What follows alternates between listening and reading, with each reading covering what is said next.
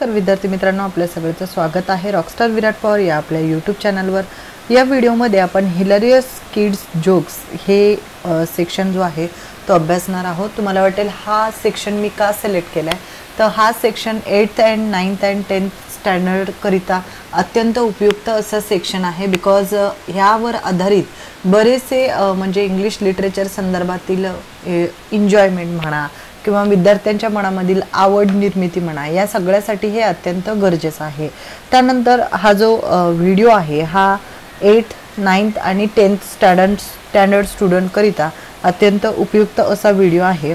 तर यामध्ये आपण काही महत्त्वपूर्ण असे जोक्स पॅटर्न पाहणार आहोत, ज्यातून आपल्याला इंग्लिश लिटरेचर संदर्भात अजून माहिती मिळेल। See from the first joke, what do you call a bear with no teeth? ज्या बियरला दात नसतात त्याला आपण काय म्हणतो? A gummy bear. Then next joke is, what did one wall say to the other wall? तर एक वॉल दुसऱ्या वॉलला काय म्हणेल? तर I will meet you at the corner. I will meet you at the corner म्हणजे हे दोघांना जर भेटायचं असेल तर एका टोकालाच ते भेटतील असं ते म्हणत आहेत। Then next joke is, why do bees have sticky hair? Why do bees have sticky hair? तर ज्या मधमाशा आहेत त्यांना चिकटलेले केस कसे असतात त्यांचे, असं थोडक्यात म्हणायचं आहे। Because they use honeycombs. Because they use honeycombs तर यांना म्हणायचं की ते जे मधांचं पोळ आहे त्याच्यात राहतात आणि त्यामुळे त्यांचे स्टिकी हेअर असतात असे। Then next joke is, why did the math book look so sad? तर मॅथ बुक हा नेहमी सो सॅड असं स्वरूपात का दिसतं? Because it had so many problems, कारण त्याच्यामध्ये खूप सारे प्रॉब्लेम्स आपल्याला सोडवायला दिलेले असतात। That's why math books look so sad असं दिलेलं आहे। सो नेक्स्ट क्वेश्चन आहे, what do you call a sleeping bull? तर आपण स्लीपिंग बुलला काय म्हणतो? तर इथे दिलंय बुलडोजर असे। तर हा एक जोक आहे, हे लक्षात घ्या। Where do fish keep there money? Where do fish keep there मनी? तर फिशेस जे आहेत किंवा माशा जे आहेत त्यांचे पैसे कुठे ठेवतात असं आहे, तर in the river bank. In the river bank असं दिलंय। नेक्स्ट आपण जोक घेऊया, why did the picture go to the jail? Why did the picture go to the jail? It was framed. ते फ्रेम केलेलं होतं आणि त्यामुळे त्याला जेलमध्ये जावं लागलं असं म्हणतात। Next is, what is the difference between elephants and grapes? Elephants आणि ग्रेप्स मध्ये काय फरक आहे असं विचारलंय। तर काय म्हटलंय? Grapes are purple. That's not true actually, ते एक जोक आहे।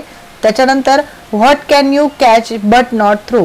तर तुम्ही कोणती गोष्ट अशी असते जी की आपण बोलताना इंग्रजीमध्ये वाक्यरचना करताना ती कॅच म्हणतो पण फेकू शकत नाही असं म्हणतो? That is cold. That is cold.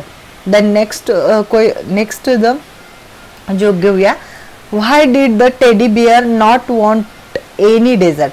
Why did the teddy bear not want any dessert? Because she was stuffed म्हणजे ते भरलेलं असतं आणि म्हणून असं म्हटलं आपण स्टफिंग करतो ना डेझर्टमध्ये, तर तसा इथे जोक वापरलाय।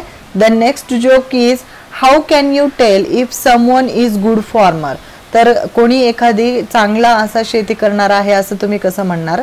तर he is outstanding in his field. तर दोन अर्थाने हे वापरलंय, तो त्याच्या कामामध्ये खूप अप्रतिम आहे असं म्हटलंय, किंवा इथं जो जोकच्या अर्थानं असं सांगितलंय, he is outstanding in his field म्हणजे तो त्याच्या फील्डच्या बाहेर थांबतो असं सांगितलंय।